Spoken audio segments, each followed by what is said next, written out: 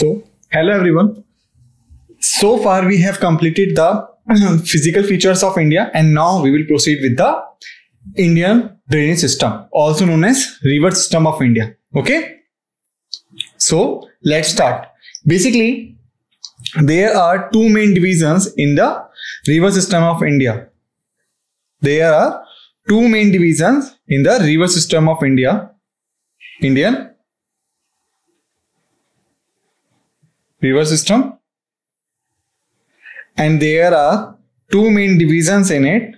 The first is Himalayan rivers. Second one is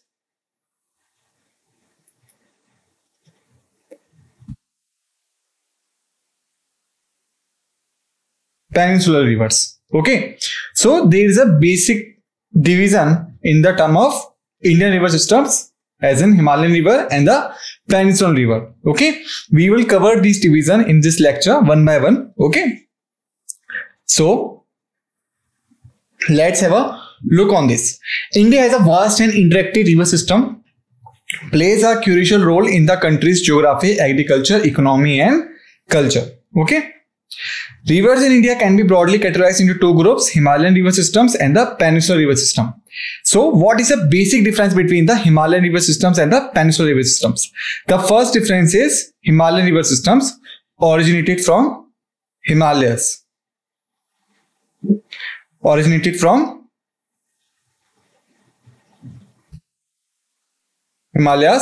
That's why they are called as Himalayan river system. Second, they are perennial nature.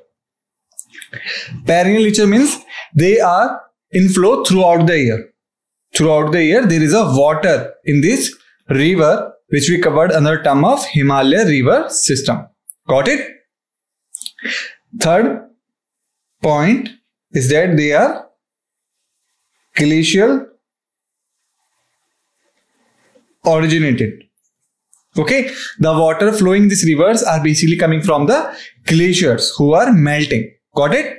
So basically, in Himalayan river system, there is a 3 points. They are originated from the Himalayas. Second, they are perennial of nature. Basically means that they are in flow throughout the year. Okay, and the third point is they are glacial originated. Got it? Now come to the next point, which was the peninsular rivers. So basically, the peninsular rivers are originated in Indian peninsula. Okay, and in our previous lecture, we had a detailed discussion over the peninsular India, and also I have informed you about the 5 divisions. And in 5 divisions, I had mentioned several rivers like Ken, Betwa, Banas, Kali, Mahanadi, Chambal, Narmada and Tapi. So these are the rivers which I had mentioned in our previous lecture of peninsular India. Okay, so these are the rivers of peninsular India. Okay, we will have a discussion in this lecture about them, about the main rivers of the peninsular India. So first thing is that they are originated in peninsula. Second thing is that they are non-perennial in nature. It means that they do not have a annual flow of water. During some months, basically the dry months, in the dry months, the water level of these river goes down. Got it? And the third point is they are rain originated. The water coming or flowing in these rivers are basically coming from the rains. Okay, not from the glaciers like the Himalayan river systems. Got it? So here we have covered the basic difference between the Himalayas and the peninsular river system. Got it? Now let's start with the Himalayan river system. First of all, we should see a map here. Okay, so this map is about the rivers and the drainage system of India. Okay, so here you can see that the Himalayan river systems covers this part basically. This entire part, this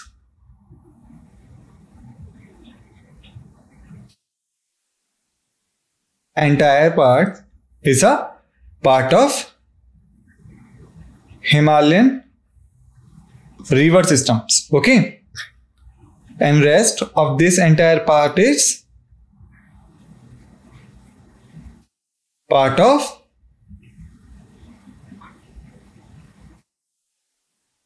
peninsular system. Got it? Okay, and basically you can say this entire part is a part of peninsular river systems. Okay, so now let's understand the drainage of India. So basically India is covered by 2 points of sea basically. Okay, also we have a third point, but mainly we have a 2 points named as the Arabian Sea, thereafter the Bay of Bengal, and the third point is considered as a Indian Ocean, as in Indian Ocean. Okay, got it? So in this map you can see some of the rivers had their discharge in the Arabian Sea, while majority of these rivers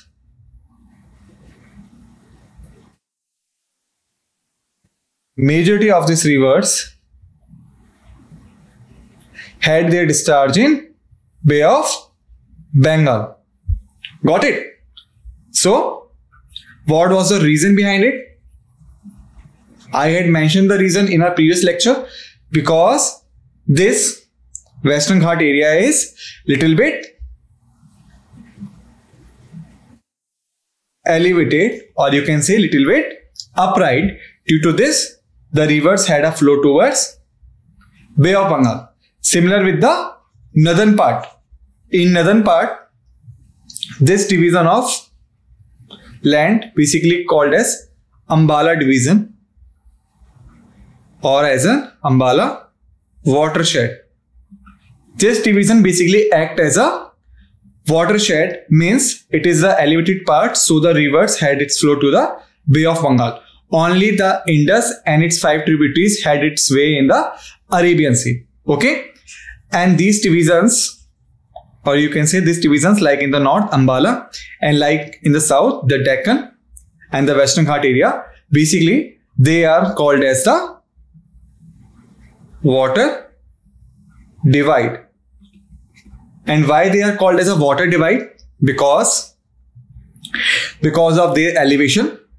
Some rivers had their ways in the Bay of Bengal, and some rivers had their ways in the Arabian Sea. Okay, so that's why they are called as a water divide, which divides the water flow into Arabian Sea and the Bay of Bengal.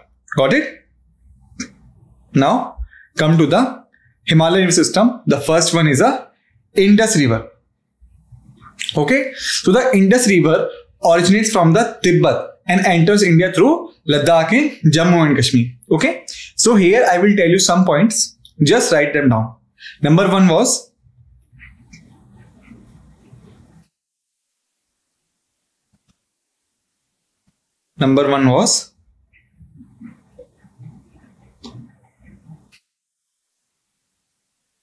Bokarchu Glacier. Okay, so basically Indus originates from Tibet, or most precisely from the Bokarchu Glacier of the Tibet. Got it? Here and here its name is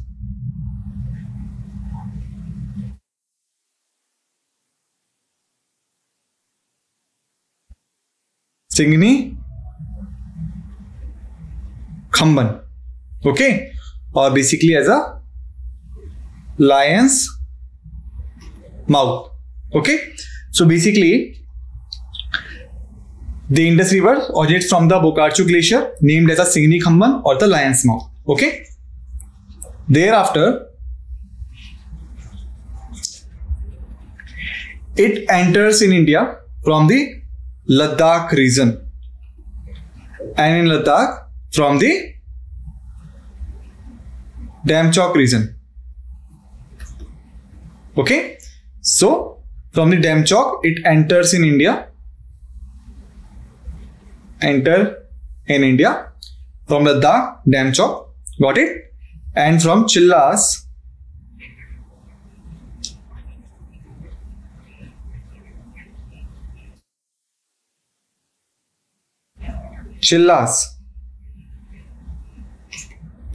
near POK,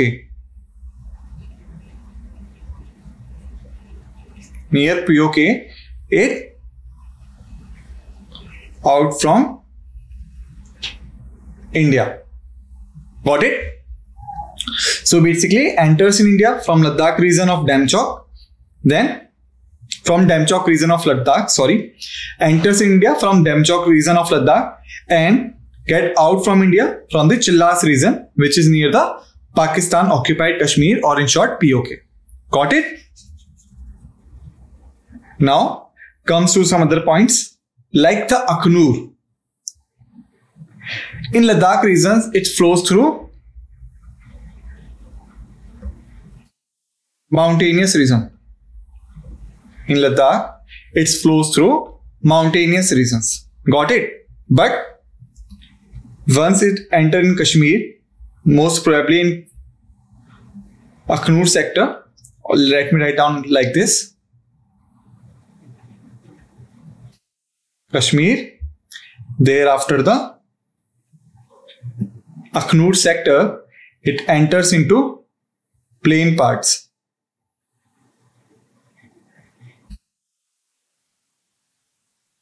Enters into plain, okay. So remember this thing, when it is flowing in Ladakh, it's flowing through the mountainous regions. Once it enter into the Akhnur region of Kashmir, it enters into the plain. Got it? Now come to the next points.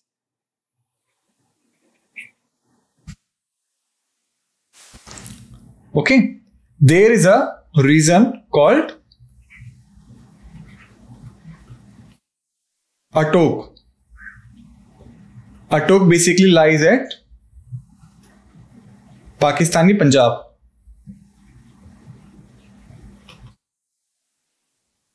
In our history part, we had come to know that during the independence, we got divided into two countries. First one was India, second one was Pakistan. And also our state of Punjab got divided between two. And Attock region lies at Pakistani Punjab. It is the region from where Indus enters in to Pakistan. Okay.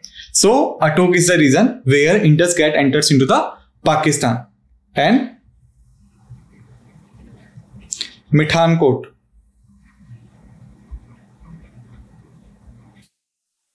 Mithankot region of Pakistan, it receives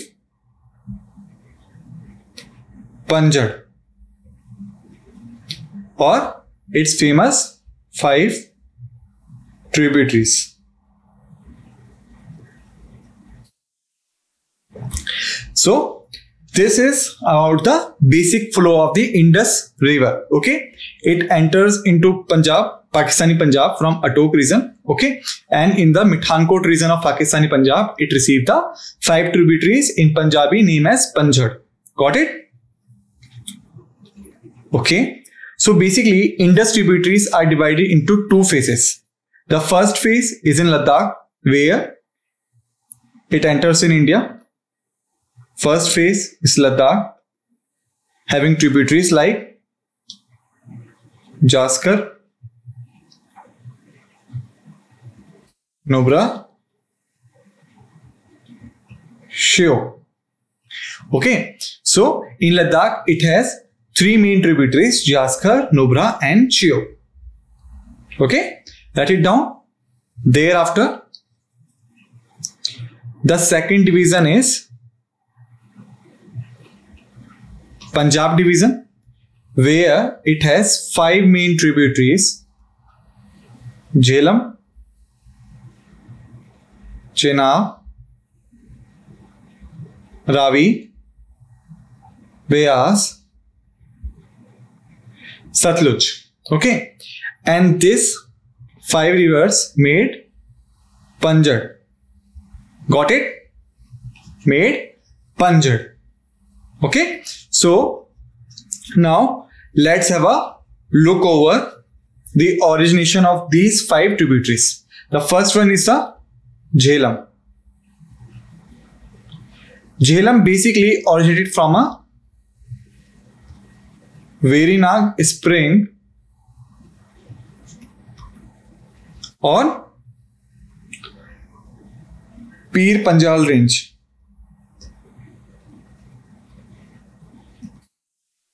Got it? Okay. So Pir Panjal is a region of Southeast Kashmir.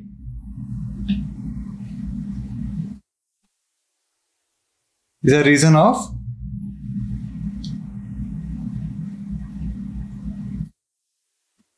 Southeast Kashmir where Jhelum got originated. Okay. Later on, Jhang, it meets Chenab. Okay, so remember these points. Jhelum basically originated at Verinag spring of Pir Panjal range, which lies at southeast Kashmir in Jhang region of Punjab. Jhang region of Punjab, it meets the Chenab. Okay, and a capital of Jammu and Kashmir, Srinagar, basically lies at the bank of Jhelum river. Okay, and it is also a power source for Wular Lake. Okay, so remember these points about Jhelum. Okay, now after Jhelum, the second river we had is Chenab.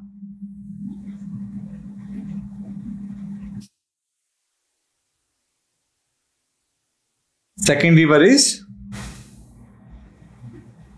Chenab. Okay, Chenab basically originated into two springs,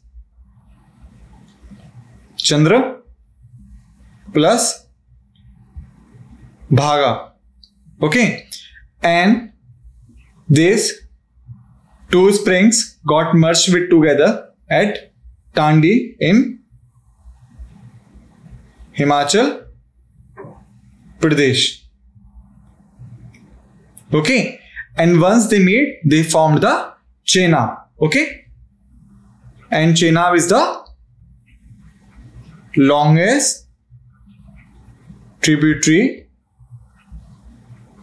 of Indus with 1018 kilometers of length.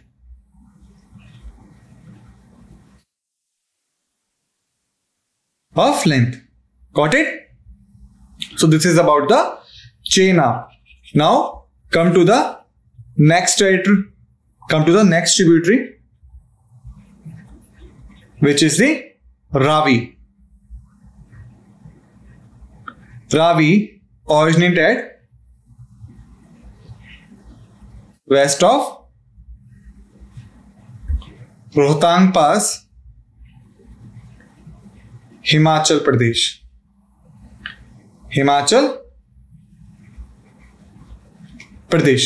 Okay, so Ravi originated at a west of Rohtang Pass near Himachal Pradesh, and near Sarai Sidhu area of Punjab, it enters in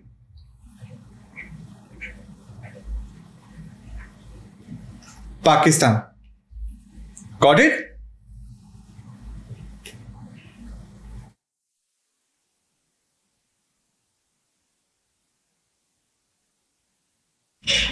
So Ravi originates from the Rohtang Pass, Himachal Pradesh, and at Sarai Sidhu, it enters into the Pakistan. Got it? Now, the second is Beas. Second is Beas. So Beas basically originated from Beas Kund, also lies at Rohtang Pass. Also lies at Rohtang Pass. Okay.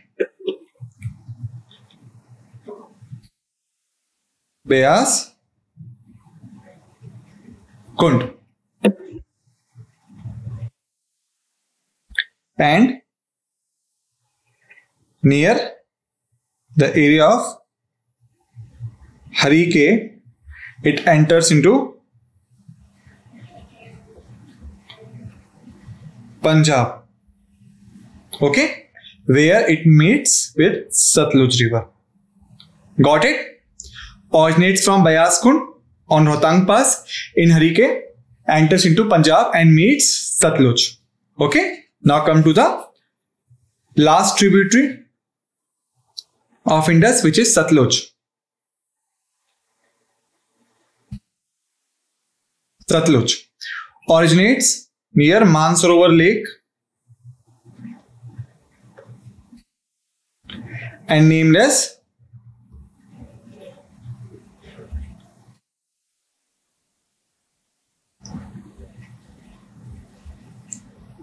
Langchi Khamban. Okay, which means purifier. Langchi Khamban. Got it? And it flows 400 kilometers parallel to Indus. Okay, so this is all about the tributaries of Indus, about their origin and the merger. Okay, now come to the major tributaries. As I have told you, Jhelum, Chenab, Rewa, Ravi, Beas and Satluj. Okay, the second question is arrange them in a north to south order. So from north to south order,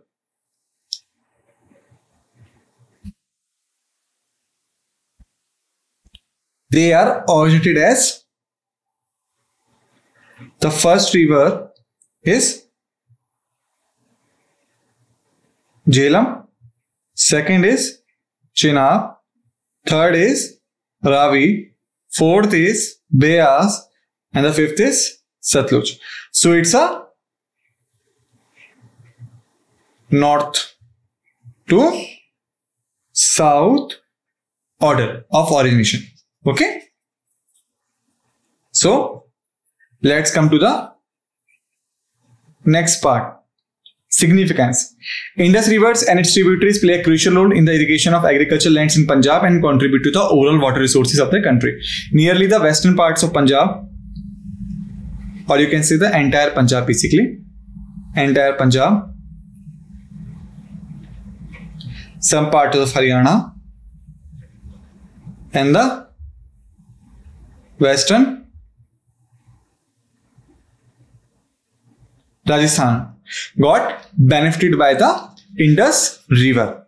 Okay, now come to the next river, which is called a Ganga river. So Ganga is basically originates from Gangotri glacier, but not as a form of Ganga. Okay, it originated from the Gangotri glacier in the form of Bhagirathi. Okay, whereas the second river of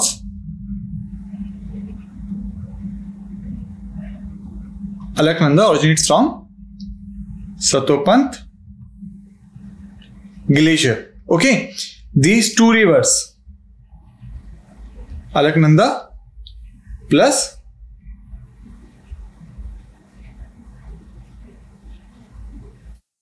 Bhagirathi, Alaknanda and the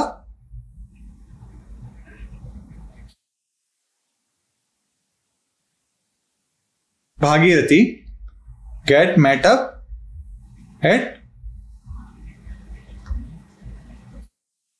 Vishnu Prayag.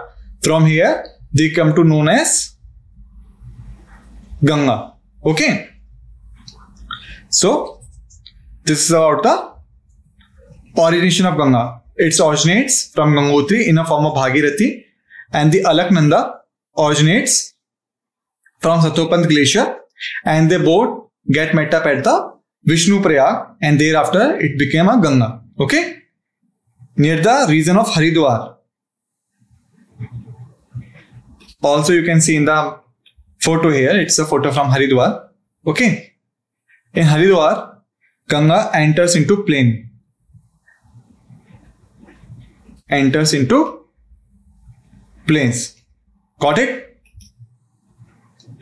Second point is that Ganga has a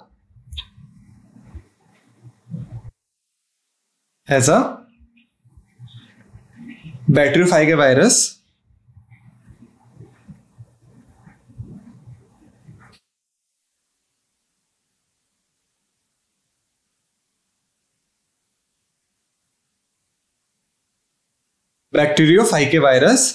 which help the Ganga to purify its water. That's why Ganga is also called as the self-purifier. Self-purifier. Okay. So this is about the origin and the water quality of Ganga. Now let's have a topic on the major tributaries of Ganga like the Yamuna, Son, Gandak, Koshi and the Ghagra. Okay. And Ghagra also known as Saryu. So let's have a first look at Yamuna.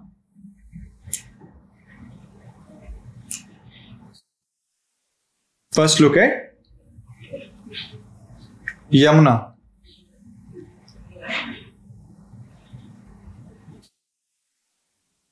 Yamuna is the largest tributary of Ganga. Largest tributary of Ganga, originates from Bandarpunj glacier. Bandarpunj glacier, and the famous cities of Delhi, Agra also settled down on the coast of Yamuna river. Sorry, on the bank of Yamuna river. Okay, so it's basically originated from the Bandarpunj glacier and the largest tributary of Ganga. Okay, it merged with Ganga at Allahabad, and now they are known as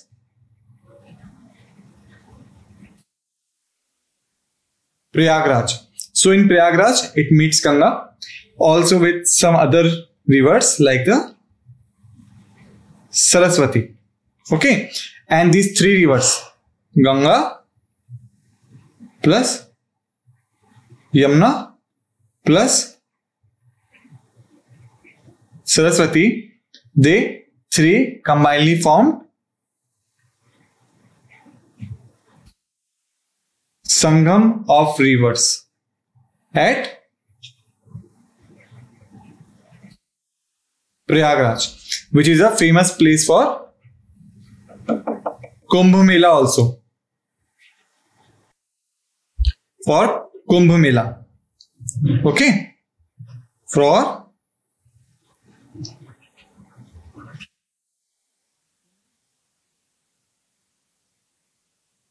Mela. I remember one thing in a history lecture. I have told you that the Kumbh Mela was founded by Harshvardhan. Okay. So just remember it from here. So it Prayagraj famous for Kumbh Mela because it is a Sangam place for Ganga, Yamuna and Saraswati. Okay. Now have a look on other tributaries. The second one is Son. Now let's have a look upon major rivers of Ganga, major tributaries of Ganga and their meetup place. The first is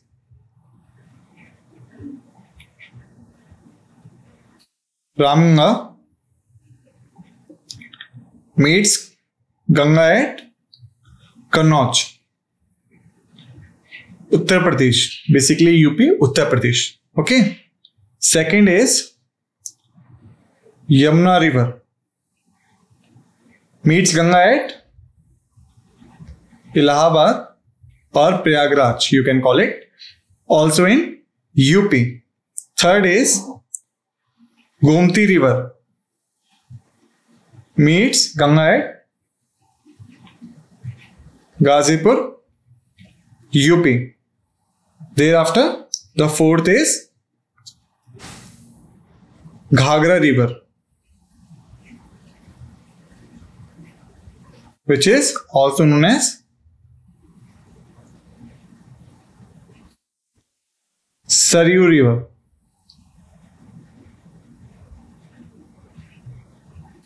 Saryu River meets Ganga at Jaunpur. Okay. Sorry, not Jaunpur. Basically, Chhapra.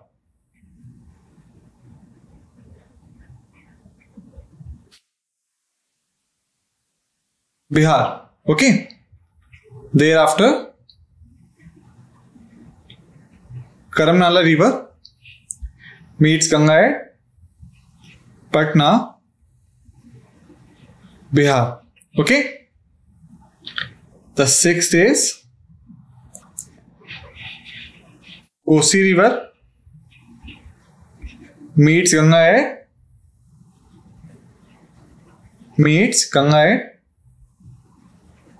Kurushela, Bihar. Okay. The seventh is Godari Dhara, or basically you can call it Mahanadi, meets Ganga at Darjeeling.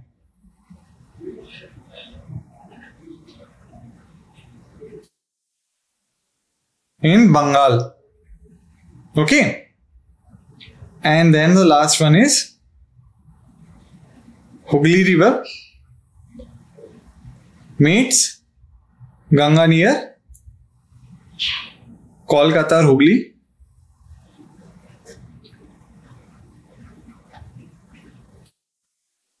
Bengal. Okay. So this is the river flow map of the tributaries of Ganga. Okay.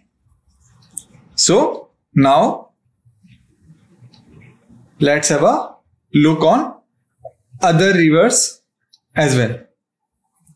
So here we have discussed about the Ganga, also have discussed about the tributaries of Ganga from their origin and from their meetup places where they meet with Ganga. Okay.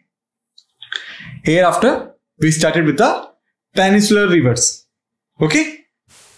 So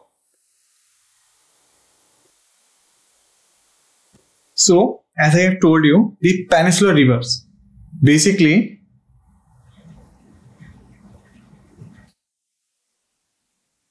the peninsular rivers flow in the southern and the central part of India. Southern and central part of India. Okay. So they are the non-perennial nature. And why they are non-perennial nature? Okay. Remember one thing. Let me show you the map so that you can understand better. Okay. So now the next river is the Brahmaputra River. Okay. Brahmaputra River. So basically the Brahmaputra River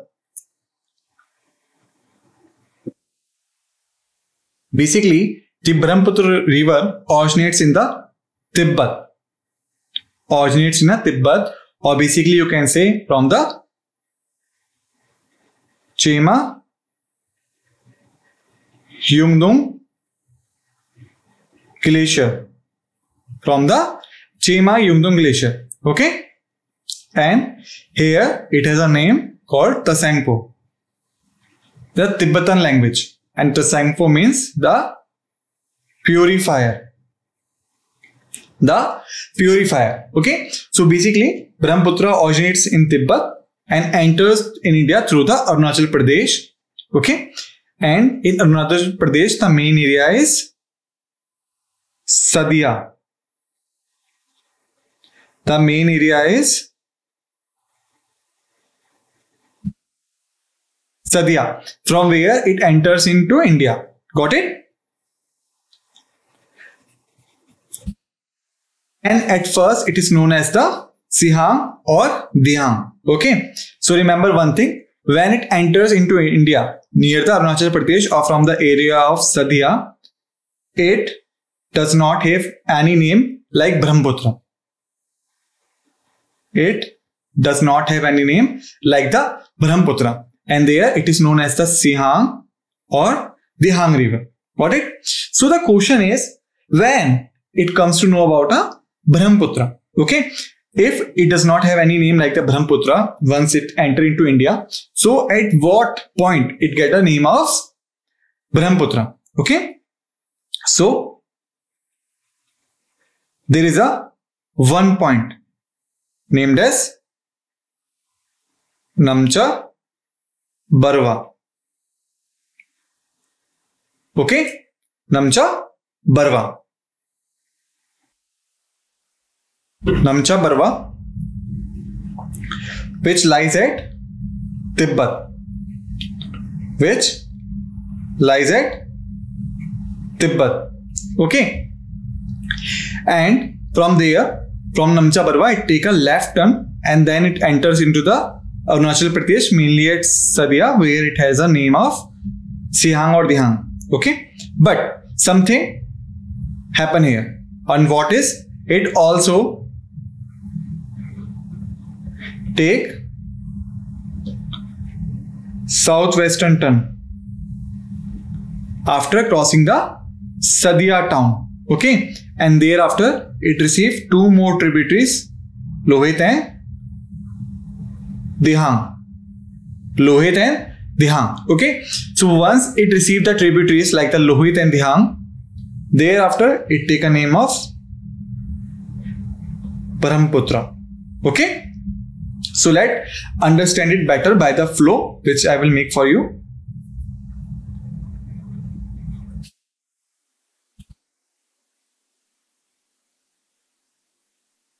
Basically,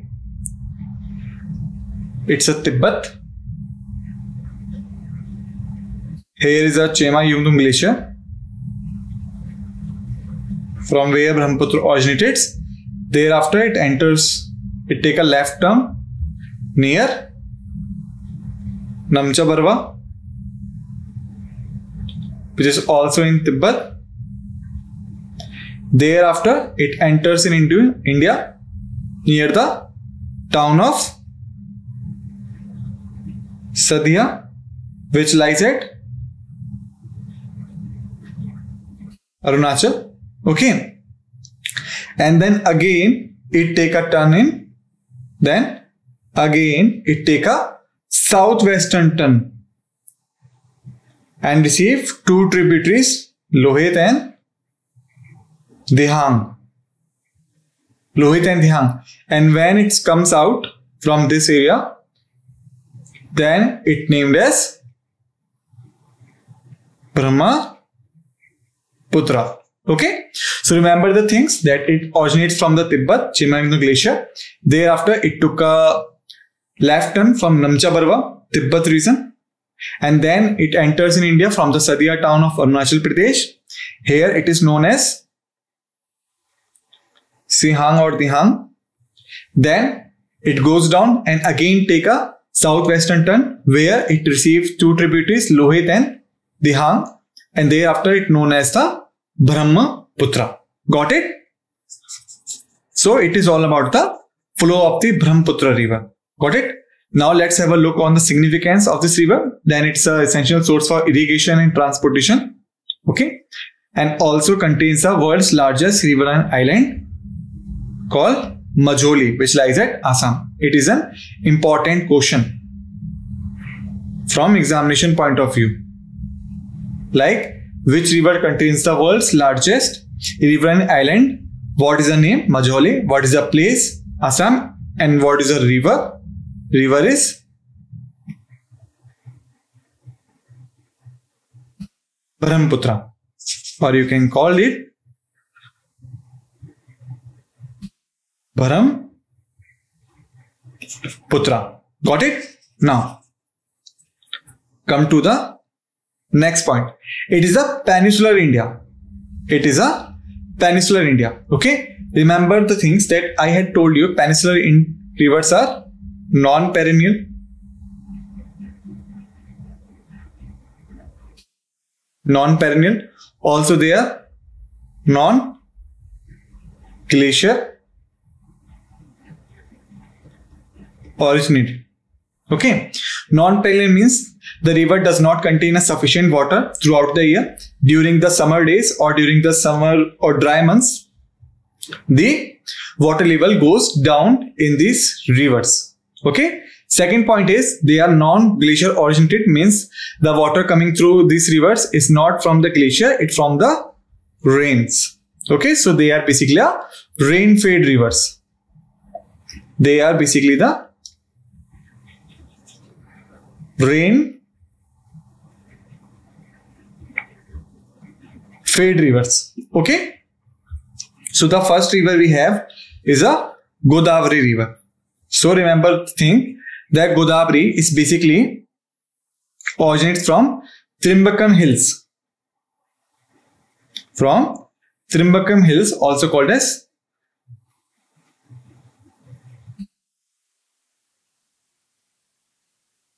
Trimbakeshwar or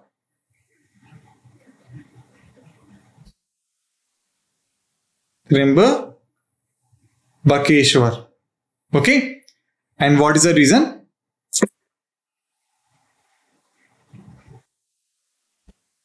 And Trimbakeshwar region lies at Nasik.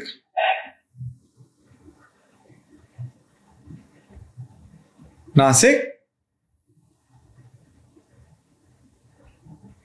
Maharashtra. Okay.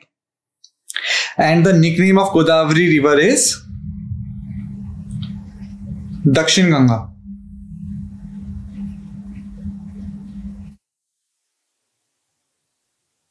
Dakshin Ganga, or in English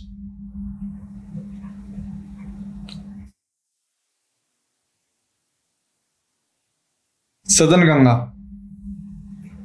Got it? Originates from Trimbakam Hills of Nasik, Maharashtra, and named as Dakshin Ganga also because it is the longest river. Thereafter, it flows from the states like Telangana, Andhra Pradesh, Odisha, and it's get merged into the Bay of Bengal. Got it? Now, let's come to the next river of peninsular India. Significance is the second longest river in India and plays a crucial role in agriculture, irrigation, and because it is second longest river, so that's why it is also called as Dakshin Ganga. Okay, and we also called it as a Southern Ganga. Okay, now the next is Krishna River. Krishna rivers originates from the Mahabaleshwar. Maharashtra's Mahabaleshwar. Okay. And that region lies at Western Ghats. Western Ghats. And Western Ghats also known as Sahyadri. Okay. So Krishna River originates in the Maharashtra's Mahabaleshwar, Western Ghats, also known as Sahyadri. Okay. And it flows through the Karnataka, Telangana and Andhra Pradesh before merging into the Bay of Bengal. Okay, and the famous tributaries of this river is Koyna,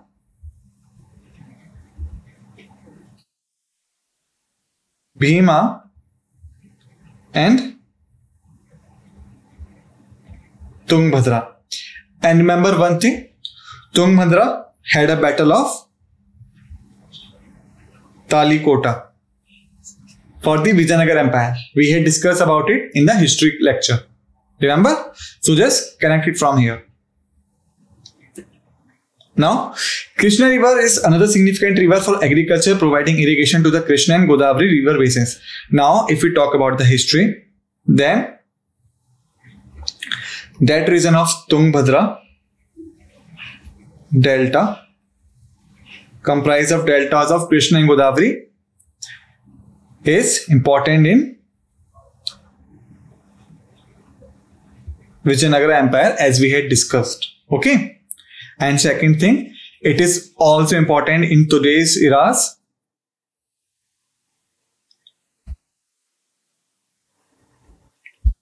And because these rivers together form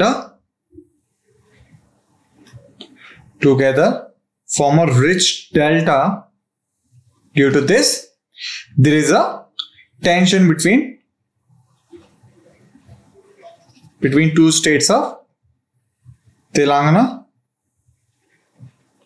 and Andhra Pradesh for water share. Okay, here I would like to add one more point here. Just write it down. First thing is that Andhra Pradesh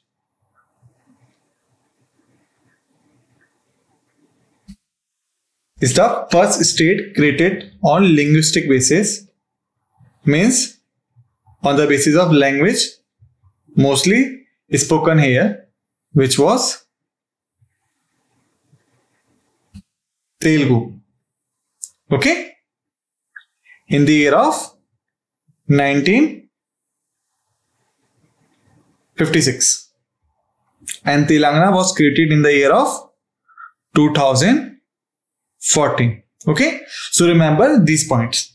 Got it? Now come to the next river, is a Narmada River. Narmada River basically originates in Amarkantak region.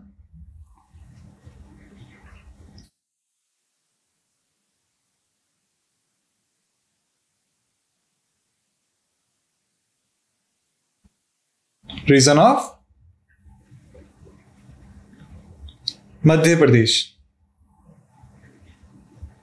Okay, and its flow towards western sides. Got it? And from the state of Gujarat before emptying into the Arabian Sea. Okay, and Dhuandhar Falls.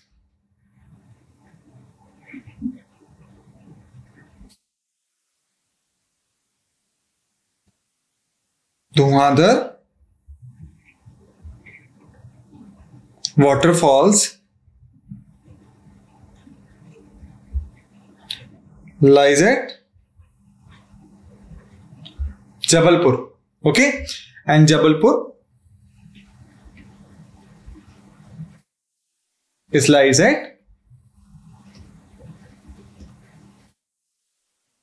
Madhya Pradesh.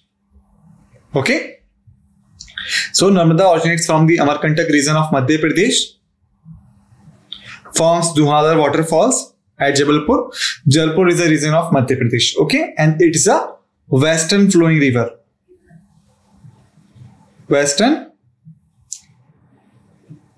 It is a western flowing river. It flows towards the west through the Gujarat and the states of Madhya Pradesh, and then emptying into the Arabian Sea. Got it? So here we have discussed about the Narmada river. Okay. So now let's come to the next river of. Remember one thing, it has a marble rocks and famous for irrigation and hydropower generation. Okay. So it is a significance.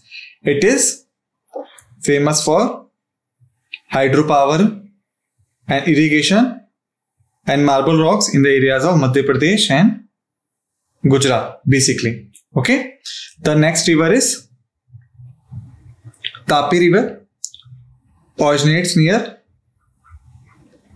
Uttal hills of Betul, which lies at Madhya Pradesh.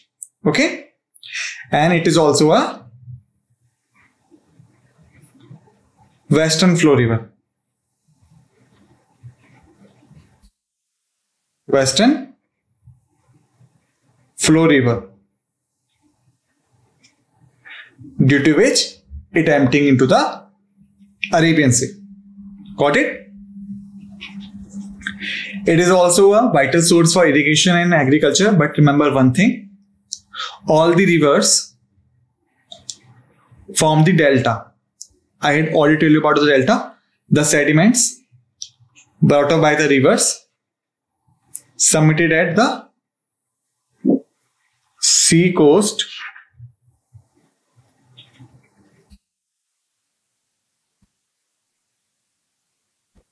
before the river get into the ocean.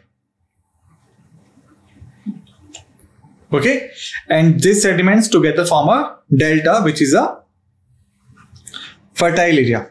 Got it? Both the rivers of Narmada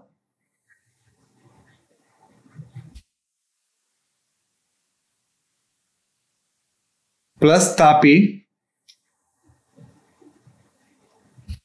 does not form any delta. So remember this point.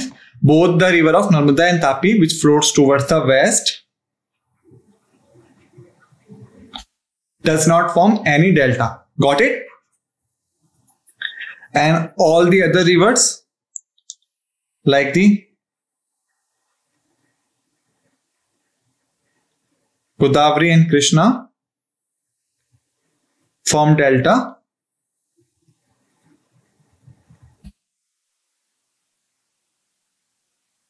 And discharge water at